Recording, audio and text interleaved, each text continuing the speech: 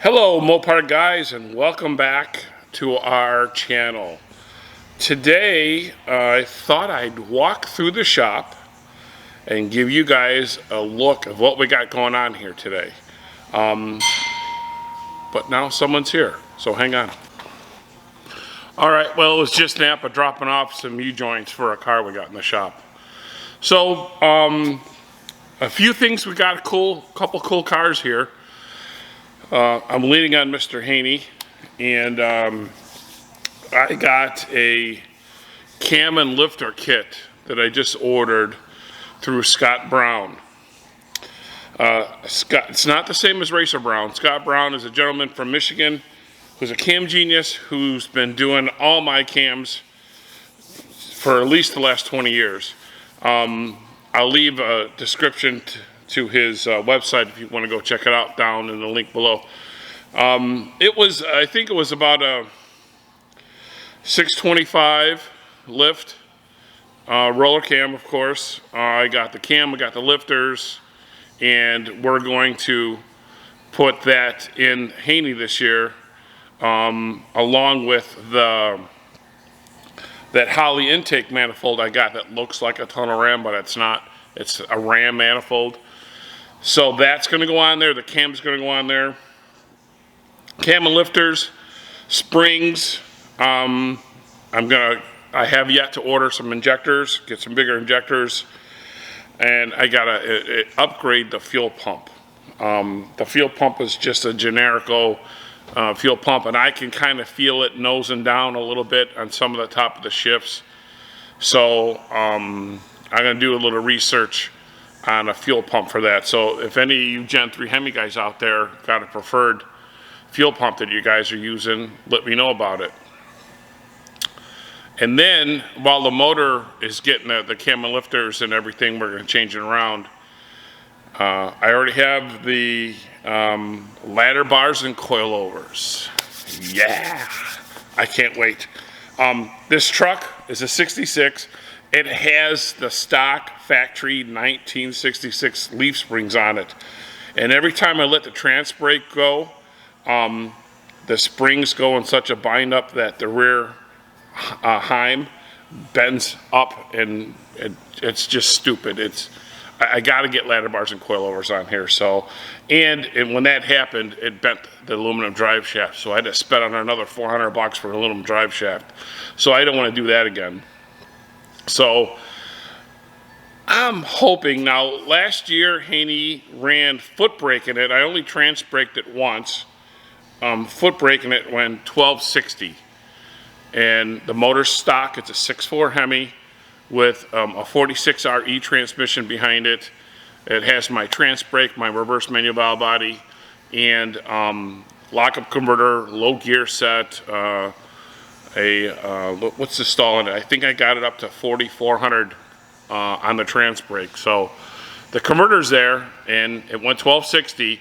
I'm hoping with all these mods, the ladder bars and everything, I'm going for a second. I'm going to try. So if I can get it to go 1160, 1150, man, that'll be fast. Now someone's here again. So screw it. I'm just going to let them walk in.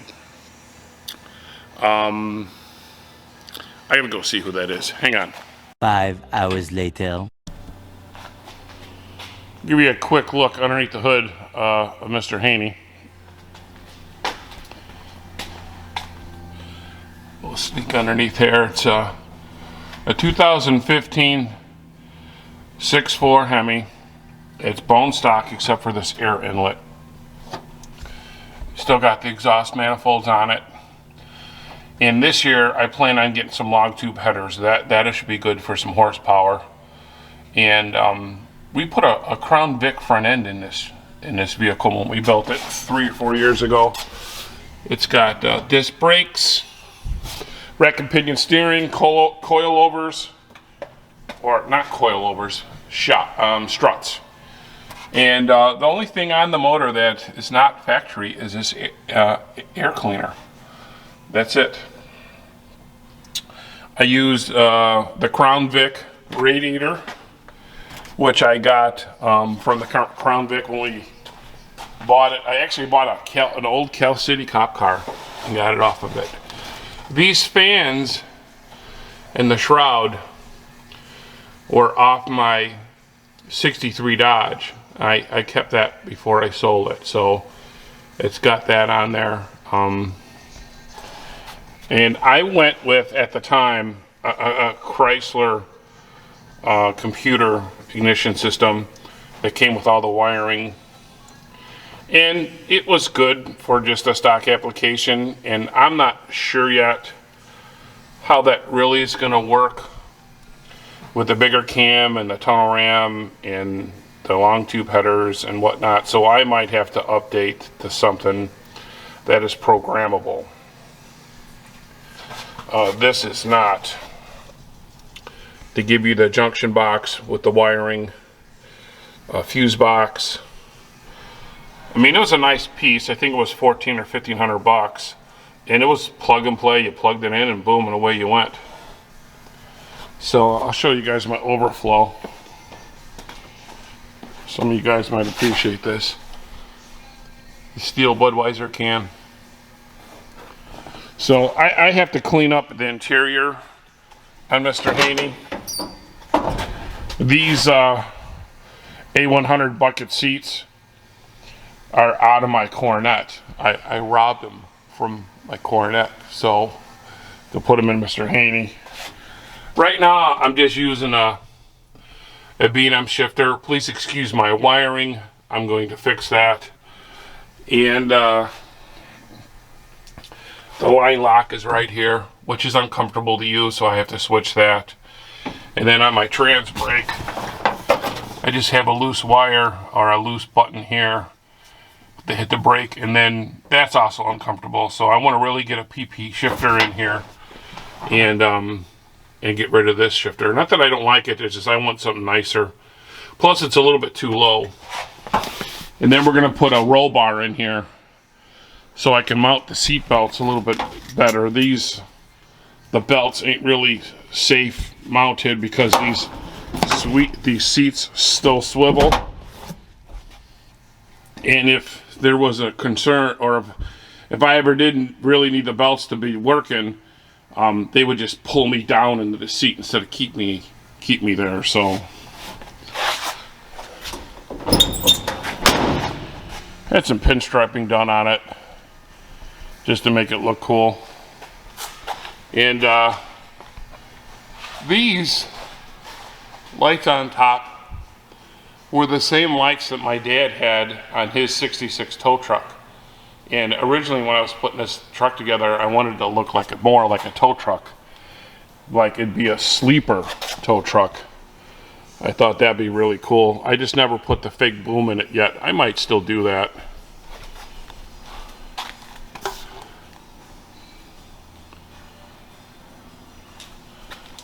And then I put the fuel tank and the battery back here.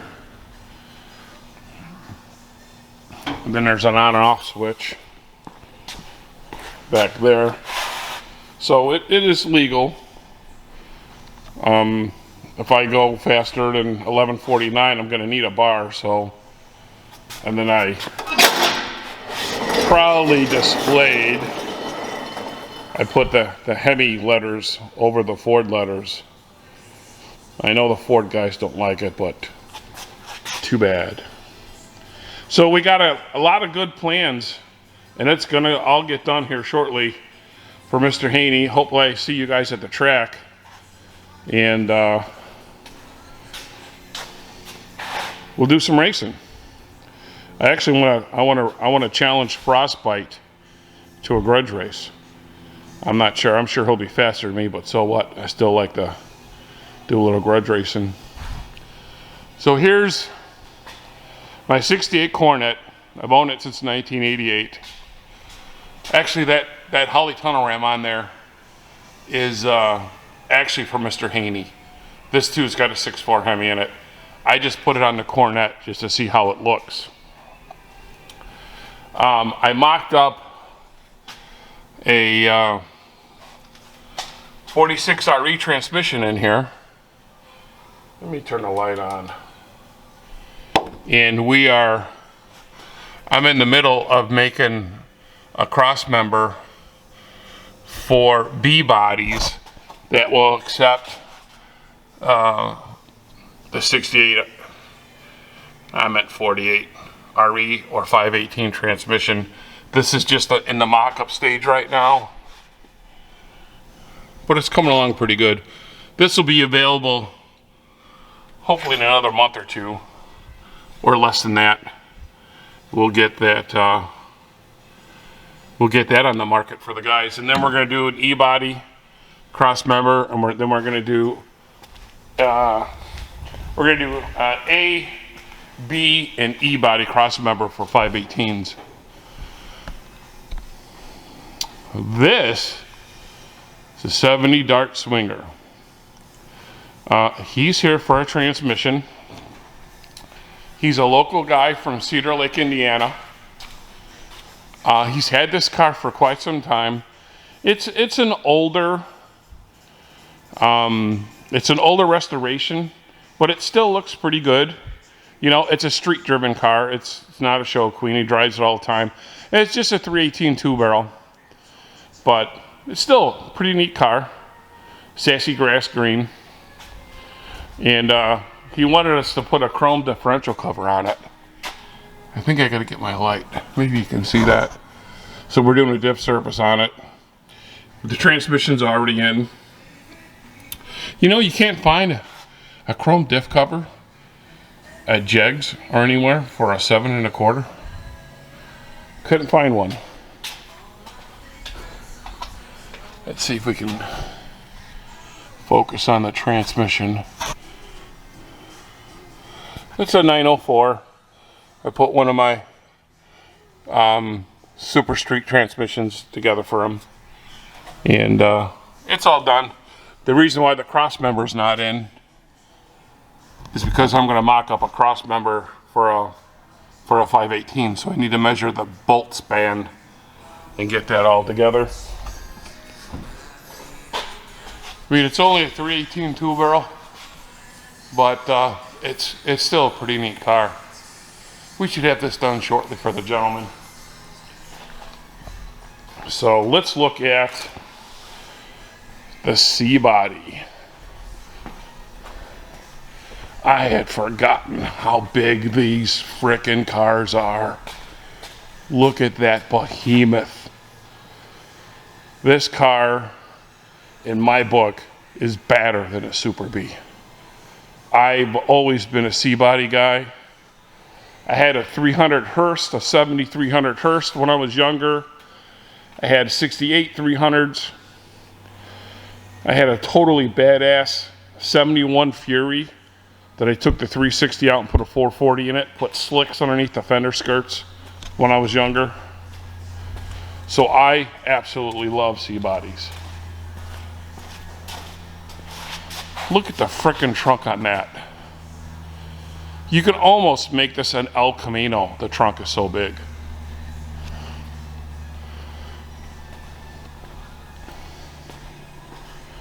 He came here. This gentleman was also local. He just bought the truck. He just bought the car. And it had a reverse manual valve body in it and a Hurst shifter on the floor, which boosted up 10 points in the badass column, but he didn't want it. So I think for the first time in my life, I converted a reverse manual to automatic shift. We rehooked up the column shift, had to get, he supplied us with a low car kickdown cable. I'll pop the hood and show you guys that, which I hate the cables, they suck. Every C-body should have a tack. That's where the shifter was. Let's pop the hood on this bad dog.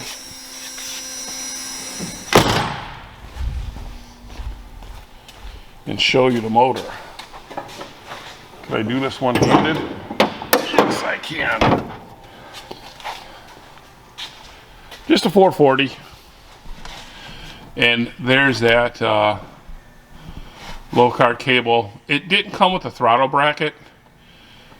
So I ordered one from Jegs, and of course it doesn't jive with the factory throttle bracket and cable. You have to use a low car cable and bracket. So I said, well, forget that, I'm putting it on there. So we put the cable on this bracket right there, on the factory bracket, and it's on there, but it has to be adjusted. It's still shifting too late. And I really loathe, I do not like low car cables. I feel the geometry is not where it's supposed to be. If you automatic guys don't have the factory kickdown linkage, or you want to aftermarket carburetors and intake manifolds, and you want to stay automatic shift, go to Bouchelom. He makes the best cable kit out there. I'll leave the link to his website in the description below. So, but yeah, this car is totally badass. I love C-bodies. I had the shop rats, which are a couple of local kids, come in here, and they walked in. Luke walked in and he goes, I smell America. He probably hasn't seen a car this big, and him and Jake sat in it. They were amazed at how much room was in this car. It's got that sporty look with the black trim going down the side, and the rally wheels, raised white letter tires. This car is just totally badass. I am in love with this car. It's almost wanting me to get a Fury again. I love 70 and 71 Furies.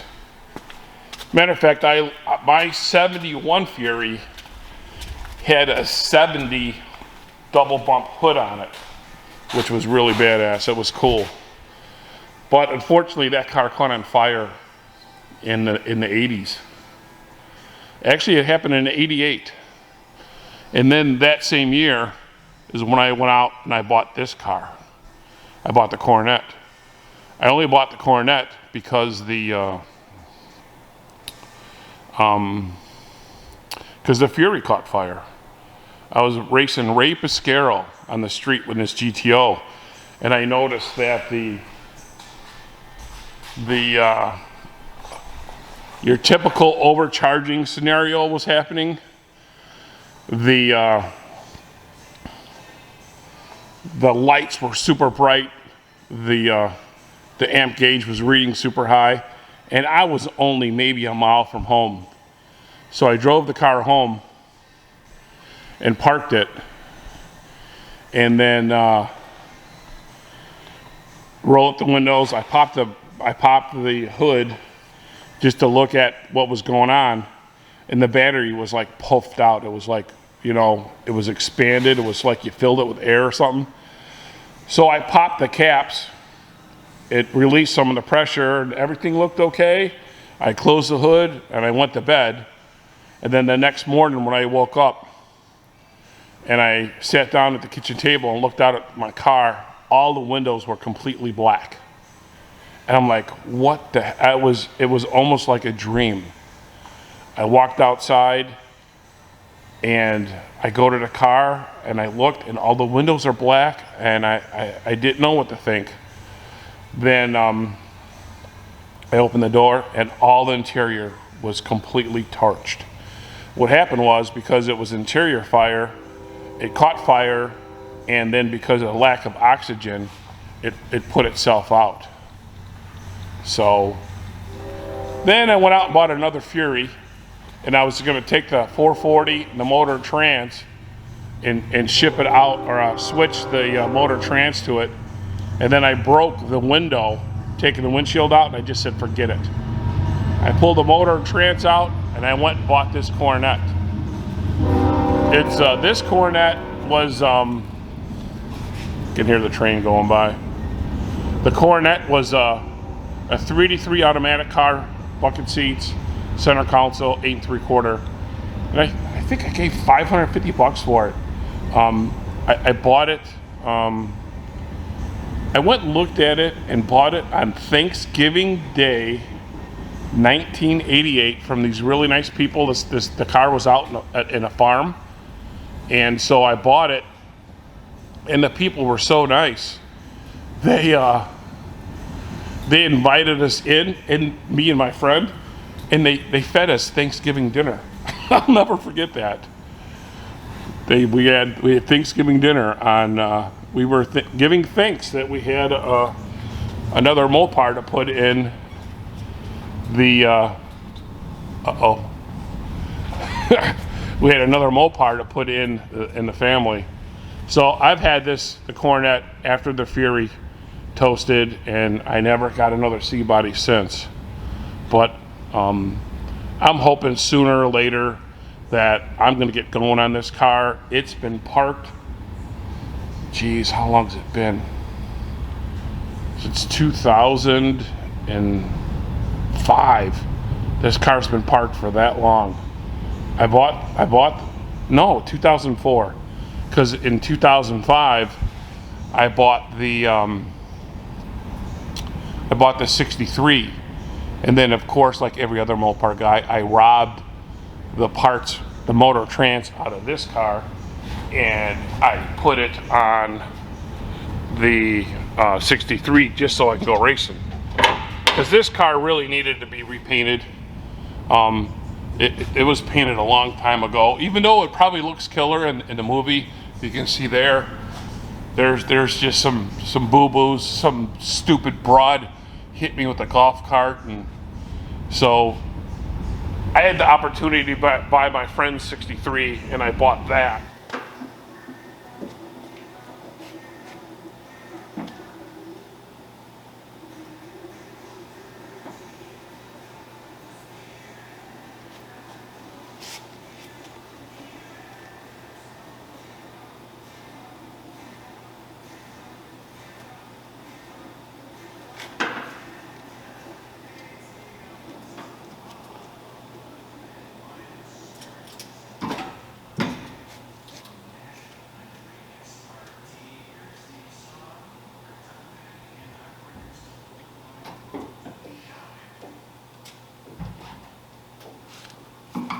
Again, that ram manifold is for Mr. Haney. I just put it on there to see how it looked. And this support we use on front wheel drive cars to hold the motor in while you take the transmission out. That's just holding the motor in there for now, and I got a block of wood. And just mocking it up, I notched this firewall out to move a Hemi in there. I can go way back, a lot of room. I like stuffing the motors as back as far as I can. So yeah, the Cornet is going to get done after I get the Power Wagon done. The Power Wagon right now is at the body shop. It's getting painted. I'm hoping it's going to turn out just as good as the white truck did. And I'm excited about getting the Power Wagon done. There was one more thing I wanted to show you guys on Mr. Haney, if you haven't seen it yet. This truck, my dad's had a tow truck at his shop, and it was a 66 Ford, and had these lights on there, and it was a tow truck, and like I said, I was trying to make this look like a tow truck to give that sleeper look, you know. So, the name of my father's business was called Transmatic Transmissions. And so I put Dad's name and his old phone number on the glove box. And Calumet City was famous for its smiley towers. And the water towers it was painted to look like a smiley face. And Dad used that as the logo. I know a couple of you guys have told me on the phone when you've called the shop how you like my videos, and that the one video I did about my dad moved you, and that is very touching to me. And I've always said, man, the Mopar guys, all my customers and people I do business with are some of the best guys in the world. So I just wanted to say, you guys know who you are. thank you for that. That was very kind of you. I appreciate everybody that watches the YouTube channel here. I appreciate everybody that's ever bought anything from me, if it's transmission or even if you just got a couple gaskets from us. Me and my family, we really appreciate it. We're very humbled, been very blessed and lucky to have a successful business. So I'm saying thank you. Thank you very much. So I'm going to do a quick walk around for you guys just to show you a few things in the shop. So I got some messages and emails say, hey, what's the shop look like? Well, there's a glass bead cabinet. That's where we glass bead the cases and the valve bodies to get them look good. This is not my truck. This is Slowski's truck. It's in for some transmission work. Here are some shelves where we keep some of our cores. A lot of there's everything here from push button bolt-on yokes to 545 FREs to A500s. Here's another push button. So we keep all the transmissions, part of them, the cores here. These are the core shelves. Then here are the planetaries. These have to be, what, 10 tall and I don't know, maybe about 6 or 7 deep. Some input shafts, more planetaries and annuluses, snap rings, levers, used washers, speedometer gears. Anybody need any 48RE park gears or a park rods? Pistons. The shelves are a little bit piggish right now. They need to be organized a little bit better. Rear drums for 727s. Sun shells. Front drums. More park rods. Pressure plates. This is a cooker. I just got this a year ago, I think. Brand new. This is where we hot tank all the transmissions and whatnot to get them super clean.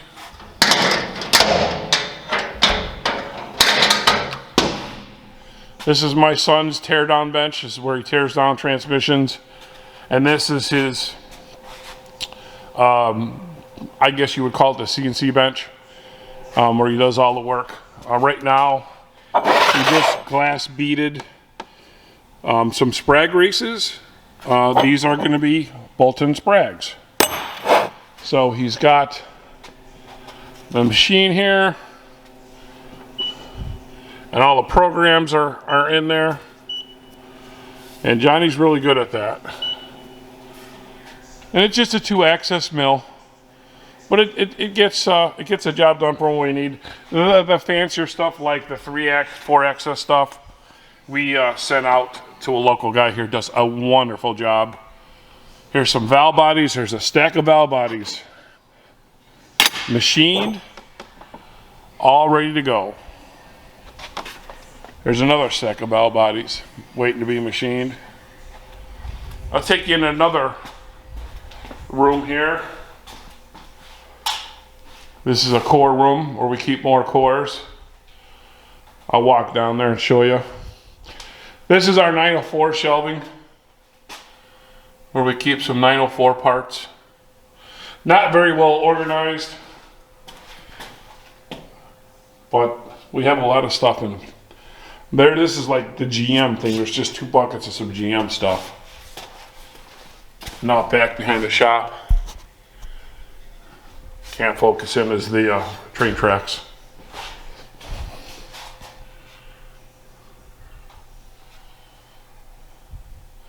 These are all the pump cores for the 727s. It's a box of springs, servos, more servos, some more transmission cases.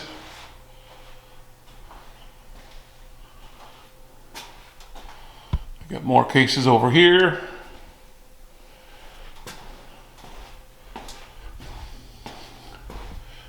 And then this we call the 518 room. We keep some of the 518 cores here. And this is probably the dirtiest room in the house.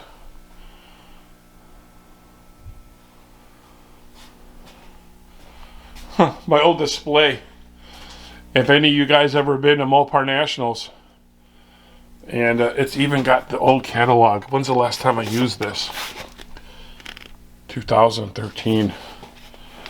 I used to put up the displays at Mopar Nationals and some other Mopar shows. And just some old RFE shelves, some 518 stuff.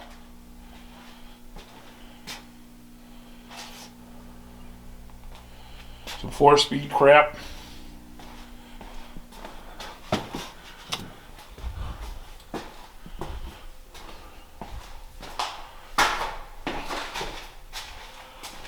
Some tail housings.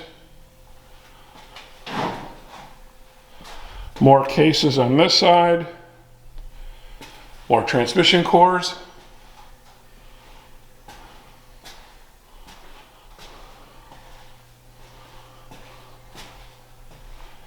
Some 904 stuff. Some more 904s. This is the lockup side.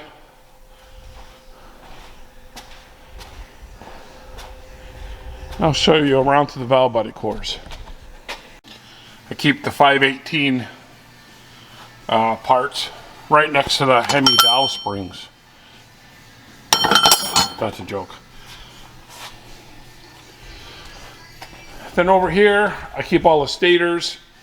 They're separated by different years. Oh, look over here in the corner. Yeah. Look at that, baby. That's the 440 for the Power Wagon. Just waiting for me. I haven't seen these since last summer.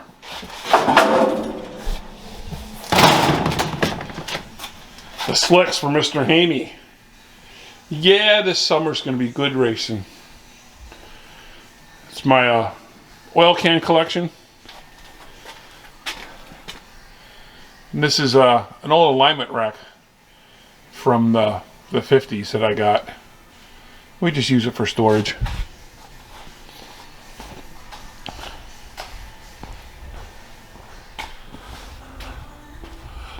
All the machine valve bodies go here. Wait for me to assemble. These are machined, ready to go.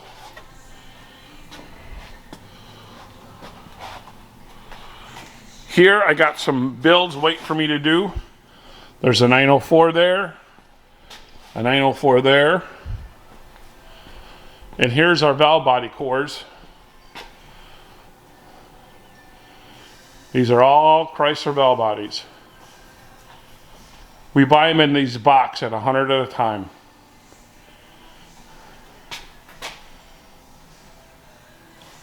Yeah, I know, guys, it's a lot of valve bodies. I got a whole bunch over here too.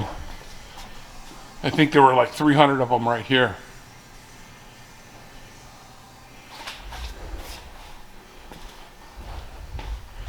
And over here are the old valve bodies that I really don't use. They're the 67 to 70 non-part throttle kickdown. And this is just like the, I call it tunnel over here. The bathrooms.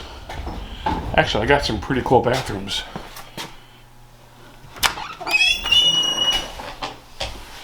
Inside here, I decorated my bathrooms to be like an old gas station.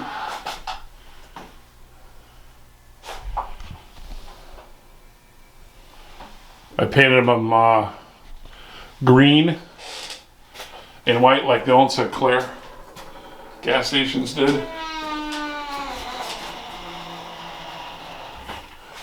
Put some old lights by the urinal. My son bought me this. It's a paper towel dispenser, ain't that cool?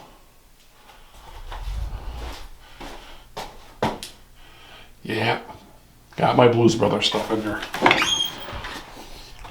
Hey, let's take you guys into the build room. I'll show you what I guys did.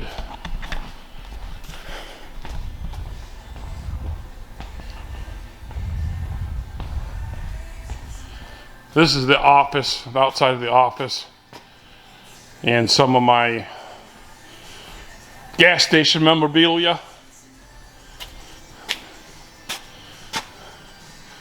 I put this out in front of my house a few years back when someone said, "You didn't build that. You didn't build that."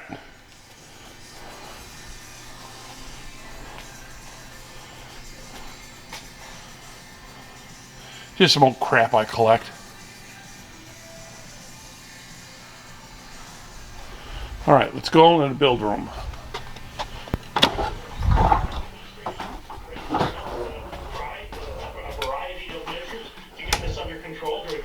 This is my build room. You guys probably seen a lot of videos made in here. I just finished this 47. I did a video on that before I left yesterday.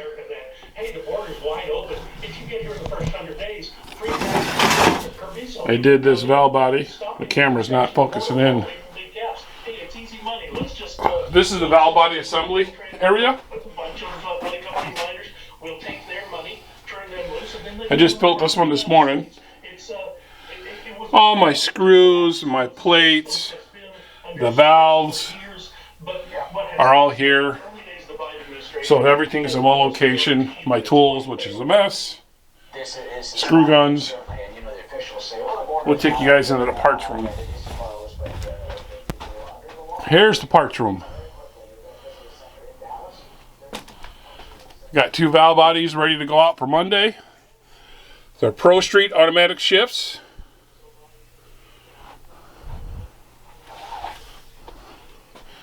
My good buddies at Trans-O-Matic. Our drag sprags are up there, ready to go. Some of the other parts. Our filter extensions. These are for the 5-inch deep pan in our billet valve body. Yeah. Some steel pans. Some some aluminum oil pans. These are all the bands.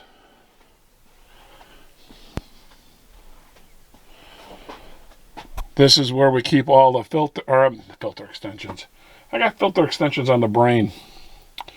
These are the servos. Dipsticks.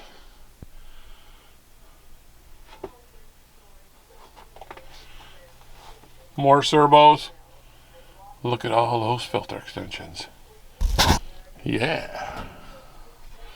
Trans brake solenoids.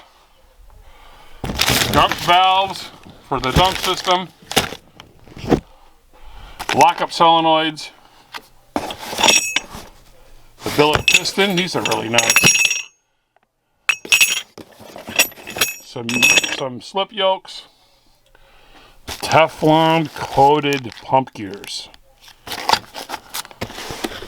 Springs. Billet. Spring retainers. All the clutches. Billet levers. Extensions. There's 2 trans brakes right there. They're both lockups with lockup input shafts and hubs. They're going to Australia. More billet drums. Front drums, billet rear drums. So I keep a pretty good inventory. So that's the end of this video. I hope you guys liked it. I also wanted to let you know that banner up there, you can get a shop banner if you want. We have them on the website. They're $40. If you want to hang it in your shop, your garage, or in your race car trailer, you can find them at coltracingtrans.com.